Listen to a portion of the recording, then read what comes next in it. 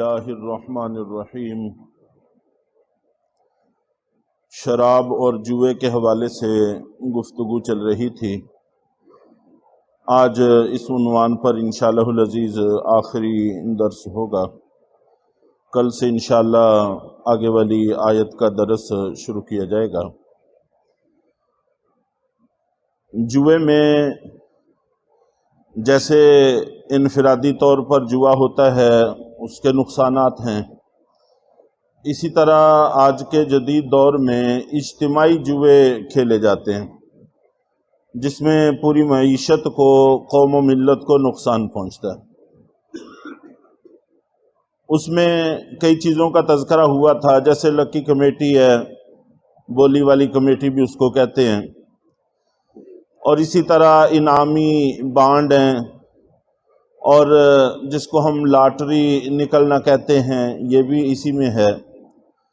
اور بڑے بڑے پیٹرول پمپ، بڑے بڑے مارٹ، خرید و فروخت کے سینٹر یہ مختلف سکیمیں نکالتے ہیں کہ 5,000 کی خریداری پر یا 10,000 کی خریداری پر یہ اگر کسی کا انعام نکل آیا تو اس کو ملے گا، قرعہ اندازی میں وہ شامل ہو سکے گا۔ اس میں اگر تو خریدار نے صرف اس قرعہ اندازی میں شریک ہونے کے لیے اپنی اتنی خریداری کی اور اس کی ضرورت اس سے کم تھی تو یہ بھی اسی کیٹیگری میں داخل ہے۔ ہزاروں لوگ صرف قرعہ اندازی میں شریک ہونے کے لیے 5-5، 7-7، 10-10 ہزار کی اضافی خریداری کریں گے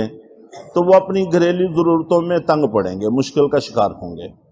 جبکہ شریعت کا مزاج یہ ہے کہ اپنے سرمایہ کو سمیٹ کر رکھو مشکل وقت کے لیے، اس وقت کسی کے سامنے ہاتھ نہ پھیلانا پڑے، تنگی میں نہ پڑنا پڑے۔ اور اسی طرح اگر یہ بڑے بڑے مارٹ یہ قیمتوں اور مقداروں کے ساتھ کھلواڑ کرتے ہیں ضمن میں کہ انعامی سکیمیں دکھا کر قیمت بڑھا لیتے ہیں یا مقدار میں کمی کر لیتے ہیں تو تب بھی اسی میں شامل ہے۔ اور یہ جو اجتماعی قمار ہے اس میں چونکہ نقصان تقسیم ہوتا ہے ہزاروں لوگوں پر، اور یوں یہ نمایاں نہیں ہوتا، محسوس نہیں ہوتا، اور اس پر جو انعام ملتا ہے 2-4 لوگوں کو اس کی تشہیر کی جاتی ہے اور اخباروں میں، ٹی وی پر، مختلف چینلوں میں دکھایا جاتا ہے، تو نفع جو 2-4 لوگوں کو پہنچا وہ نمایاں ہو جاتا ہے، اور جو ہزاروں لوگوں کو نقصان ہوا ہے وہ مخفی رہتا ہے۔ اس لیے لوگوں کا ذہن اس طرف چلا جاتا ہے کہ شاید یہ قمار نہیں ہے، حالانکہ یہ بھی قمار میں داخل ہے۔ ہاں البتہ اگر صرف اس وجہ سے اس نے زیادہ خریداری نہیں کی کہ میں انعامی سکیم میں شامل ہو سکوں، بلکہ اس کی ضرورت ہی اتنی تھی، پھر اس قرعہ اندازی میں شامل ہو گیا، اور اس کے ضمن میں انہوں نے، مارٹ والوں نے قیمتوں اور مقداروں کے ساتھ کوئی کمی بیشی نہیں کی تو پھر بھی کوئی حرج کی بات نہیں ہے۔ تو اس لیے شرائط کے ساتھ یہ بڑے بڑے، اور اس کا جو نقصان ہوتا ہے وہ نقصان یہ ہوتا ہے کہ رفتہ رفتہ سرمایہ سمٹنا شروع ہو جاتا ہے، اور شریعت کا مزاج یہ ہے کہ سرمایہ جتنا زیادہ پھیلے گا اتنا اچھا ہے، مہنگائی کنٹرول رہے گی، اور چند لوگوں کی اجارہ داریوں سے معیشت محفوظ رہے گی۔ اگر تھوڑے لوگوں کے ہاتھ میں سرمایہ چلا جائے گا تو پھر اجارہ داری قائم ہوگی، وہ قدرتی نظام کے ساتھ چھیڑ چھاڑ شروع کر دیتے ہیں جس سے مہنگائی وجود میں آتی ہے۔ مثال کے طور پر ہر چیز کی قیمت یہ قدرتی نظام کے تحت طے پاتی ہے کہ لوگوں کی ضرورت کتنی ہے اور اس کی پیداوار کتنی ہے۔ اگر یہ مساوی ہیں تو قیمت مستحکم اور ایک طریقے سے چلتی رہتی ہے، اور اگر اس میں پیداوار زیادہ ہو جاتی ہے، ضرورت آگے کم ہے تو قیمتیں رفتہ رفتہ نیچے آنا شروع ہو جاتی ہیں۔ تو جو پیداوار بڑھانے والے لوگ ہیں وہ اپنا ہاتھ تھوڑا روک لیتے ہیں تو قیمتیں پھر ٹھہراؤ کا شکار ہو جاتی ہیں۔ اور اسی طرح اگر ضرورت زیادہ ہو گئی اور پیچھے پیداوار کم ہے تب بھی چیز مہنگی ہونی شروع ہو جاتی ہے، تو لوگ اتنی چیز کو زیادہ پیدا کرنا شروع کر دیتے ہیں تو قیمتیں پھر ٹھہراؤ میں آ جاتی ہیں۔ اور اگر چند لوگوں کے ہاتھ میں آ جائے تو پھر وہ مصنوعی قلت پیدا کر کے قیمتوں کو کبھی بھی نیچے نہیں آنے دیتے، ہمیشہ اوپر کو لے کے جاتے ہیں، جیسے اس وقت گندم کے ساتھ ہو رہا ہے، چینی کے ساتھ ہو رہا ہے، ہم سارے لوگ اس سے متاثر ہیں۔ تو اس لیے شریعت چاہتی ہے، قرآن پاک میں اس کا ذکر بھی ہے، کہ لا یکون دولتم بین الاغنیاء منکم۔ شریعت تقسیم کار، یہ مال فے کے حوالے سے اپنی جگہ جب بات آئے گی تو تفصیل سے بات کریں گے، بات کو مزید طول دینا مقصود نہیں ہے، کہ مال فے کی تقسیم کار کا تذکرہ کرتے ہوئے اللہ تعالیٰ نے فرمایا کہ یہ تقسیم کار اس وجہ سے ہم ایسے کر رہے ہیں تاکہ دولت چند اغنیاء کے ہاتھوں میں نہ چلی جائے، کیلا یکون دولتم بین الاغنیاء منکم، تم میں سے چند امیر لوگوں کے ہاتھوں میں دولت نہ چلی جائے، کہ اگر ان کے ہاتھوں میں چلی گئی تو وہ پھر تمہاری معیشت کے ساتھ کھیل کریں گے اور تمہیں مصنوعی قلت کا شکار کر کے تمہاری قیمتوں کو بڑھاتے رہیں گے۔ اور شریعت نے اس حوالے سے کیا کیا اقدام کیے ہوئے ہیں، یہ ایک مستقل موضوع ہے جو بہت سارے درسوں کا تقاضا کرتا ہے، تو انشاءاللہ اپنی اپنی جگہ پر یہ بات آتی رہے گی۔ تو شریعت کا مزاج یہ ہے کہ دولت پھیل کے رہے، چند لوگوں کے ہاتھوں میں نہ آئے، اور یہ جوا اور یہ سٹہ اور مختلف طرح کی خرید و فروخت کے نظام یہ چند لوگوں کے ہاتھوں کی طرف رفتہ رفتہ دولت کو لے جاتے ہیں، جس کی وجہ سے پھر ہم لوگ عام طور پر مشکلات کا شکار ہوتے ہیں۔ اور اسی طرح اس کے نقصانات میں سے یہ بھی ہے کہ آپس میں عداوت اور فساد برپا ہوتا ہے۔ تو قرآن پاک نے اس کو ذکر بھی کیا ہے، انما یرید الشیطان ان یوقع بینکم العداوۃ والبغضاء فی الخمر والمیسر۔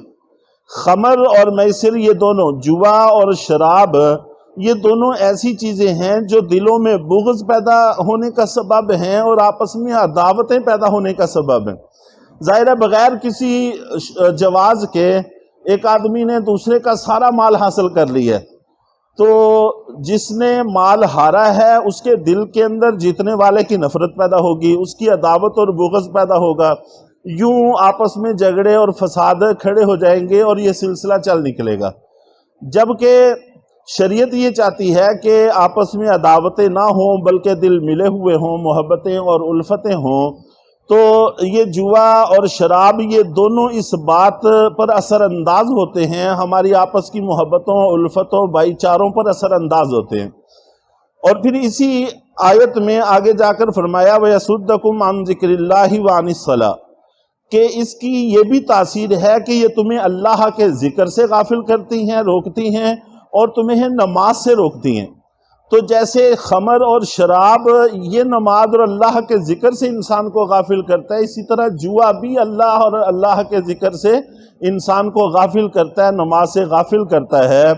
تو گویا کہ یہ بھی ایک ایسا نشہ ہے، جیسے شراب نہیں نشہ کے طور پر چھوٹ پاتی، اسی طرح یہ بھی ایک نشہ ہے جو انسان چھوڑ نہیں سکتا۔ اس لیے شروع سے ہی اس سے بچنے کی کوشش کرنی چاہیے۔ بظاہر تھوڑا بہت فائدہ نظر بھی آتا ہو تو اس میں نہیں پڑنا چاہیے، اور پھر اس کے پیچھے لگنے سے انسان کی عملی جو جد و جہد ہے وہ سست پڑ جاتی ہے۔ انسان مستقل بنیادوں پر جو کمائی کے ذرائع ہیں ان کو اختیار کرنے سے گریز کرتا رہتا ہے، بس اسی خیال میں گم رہتا ہے کہ فلاں جگہ سے یہ نکل آئے، فلاں جگہ سے وہ نکل آئے، فلاں جگہ سے میرا بانڈ نکل آئے۔ تو یوں جو کمائی کے عام ذرائع ہیں ان سے یہ دور ہوتا رہتا ہے، تو بنیادی طور پر سست پڑ جاتا ہے، جس کی وجہ سے گھروں میں جھگڑے کھڑے ہو جاتے ہیں، یہ کماتا کچھ نہیں، یہ کرتا کچھ نہیں، یہ جاتا نہیں، ہر وقت گھر میں پڑا رہتا ہے۔ تو بہت سارے معاملات اس سے وجود میں آتے ہیں۔ اور کسی بھی مسلمان بھائی کا مال باطل طریقے سے کھانا یہ بھی اسی میں شامل ہے، کہ شریعت اس سے ہمیں منع کرتی ہے کہ کسی بھی اپنے مسلمان بھائی کا مال اس کی اجازت کے بغیر اور باطل طریقے سے انسان نہ کھائے۔ اور پھر یہ بھی ہے کہ اس میں جو بندہ جوا کھیل رہا ہے صرف نقصان اس کا نہیں ہے، جب وہ جوا ہارتا ہے تو اس کا گھر سارا متاثر ہوتا ہے، بیوی بچے متاثر ہوتے ہیں، بلکہ پورا خاندان متاثر ہوتا ہے، علاقہ متاثر ہوتا ہے۔ کتنے ہی لوگوں نے اس کی عام حالت کے اعتبار سے یہ دیکھ کر اس کو قرض دیا تھا کہ اس کی پوزیشن بہتر ہے، یہ ہمارا قرض واپس کر سکتا ہے، اور وہ دیوالیہ ہو گیا، ایک ہی لمحے میں سارا کچھ ہار کر فارغ ہو کے بیٹھ گیا۔ اب لوگوں کے قرضے مر گئے، کسی نے اس کے پاس امانت رکھی ہوگی، کسی نے اس کے ساتھ کوئی لین دین کا معاملہ کیا ہوگا، اور دوسرا یہ ہے کہ جب یہ بالکل خالی ہاتھ ہو جائے گا، آخر پیٹ کو تو بھرنا ہے، اس کے لیے یا یہ ناجائز ذرائع اختیار کرے گا، یا پھر دوسرا راستہ بھیک مانگنے کا ہے، علاقے پر بوجھ بنے گا اور دوسرے لوگوں پر بوجھ بنے گا۔ تو یہ سارے پوری معاشرت پر اثر انداز ہونے والی چیزیں ہیں، اس لیے ان چیزوں سے ہمیں گریز کرنا چاہیے۔ اور سب سے بڑی بات یہ ہے کہ اللہ اور اللہ کے رسول نے ہمیں اس سے منع کر دیا ہے، تو جب اللہ اور اللہ کے رسول نے منع کر دیا ہے تو پھر ہمیں کوئی فائدہ نفع سمجھ میں آئے چاہے نہ سمجھ میں آئے، ہمیں اس کو چھوڑ دینا چاہیے۔ جس کے اختیار کرنے کا حکم دیا ہے اس کو اختیار کرنے کی کوشش کرنی چاہیے۔ اور قرآن پاک میں بھی اللہ رب العزت نے فرمایا اللہ اور اللہ کے رسول جو دے وہ لو، اور جس سے منع کرے اس سے رک جاؤ، اسی کے اندر ہم سب کی بھلائی اور خیر ہے۔ تو اللہ تعالی ہم سب کو سمجھنے کی توفیق عطا فرمائے۔ یسألونک عن الخمر والمیسر، کہ یہ لوگ آپ سے پوچھتے ہیں شراب اور جوئے کے بارے میں، قل فیہما اثم کبیر، آپ فرما دیجئے کہ ان دونوں کے اندر، شراب اور جوئے کے اندر بہت بڑا گناہ ہے، ومنافع للناس، لوگوں کے لیے کچھ منافع بھی ہیں، واسمہما اکبر من نفعہما، اور ان دونوں کا گناہ بڑا ہوا ہے ان کے نقصان سے۔ تو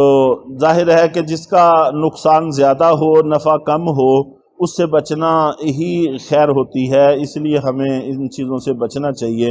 اللہ تعالی ہم سب کو عمل کی توفیق عطا فرمائے۔ الحمدللہ۔